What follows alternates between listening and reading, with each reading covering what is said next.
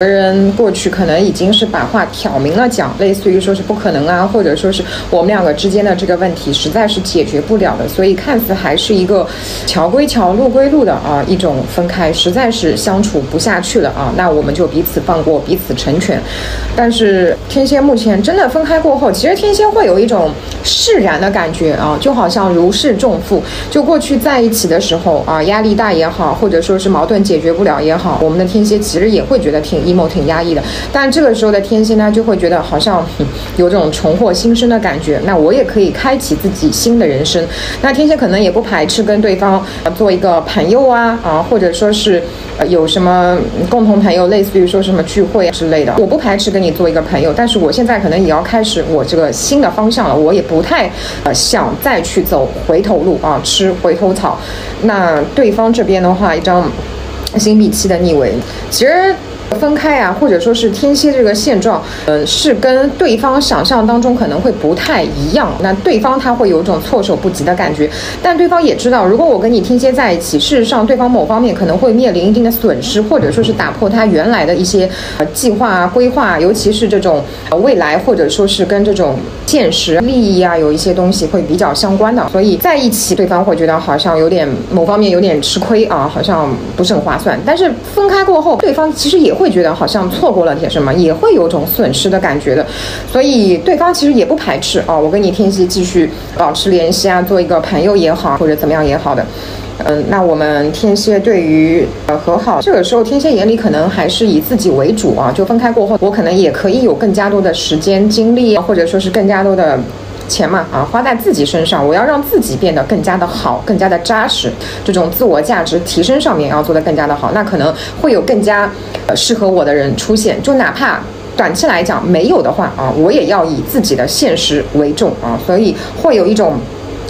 有句话怎么说？追爱的一事无成，贪财的风生水起。天蝎好像会有一种突然之间就变得比较的现实。那我们对方对于和好，其实对方是会有留恋和不舍的，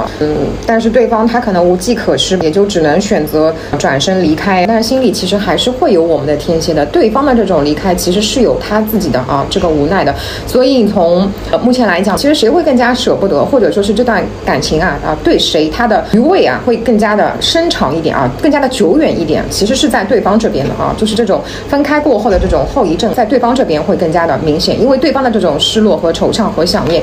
来的会比较多。那我们在阻碍上这个关系，要么就是会有其他人其他的这种异性的竞争关系旧的人也好，新的人也好，会出现别的人。还有一种是什么？你们的这个现实环境可能也不太允许你们去在一起，所以过去两个人在一起的时候，的确是对抗了很多，可能也为彼此去放弃了很多，挣扎了很多。那你说诚意，过去是一份有诚意的感情，但是这个阻碍呢，也是实打实存在的。那我们只是上两个人保持这种互动也不错就是大家维持一个朋友的关系或者如果你们能够有一些共同的朋友，或者说是在这种金钱利益合作关系上能够找到这个点，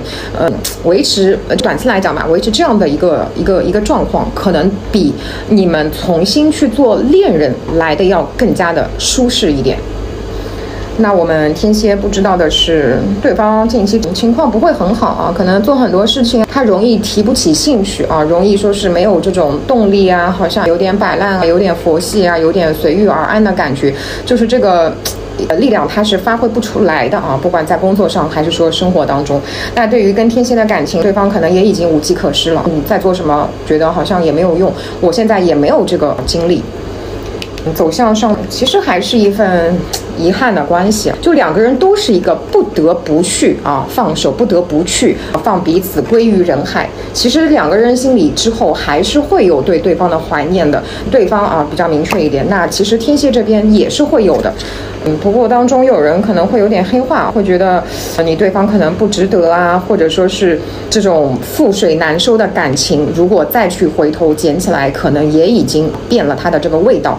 所以回到一张圣杯，其实还是会有这种时不时怀念起对方的，但是你说能联系吗？可能不太能够去联系，或者说是这个联系有时候会找不到意义，甚至于说是有人会被泼冷水，就是发出去的信息他可能不太会有这种回应虽然两个人骨子里都不排斥跟对方去做朋友，但是一旦提及到感情有人可能就会暂时的回避啊，不回应。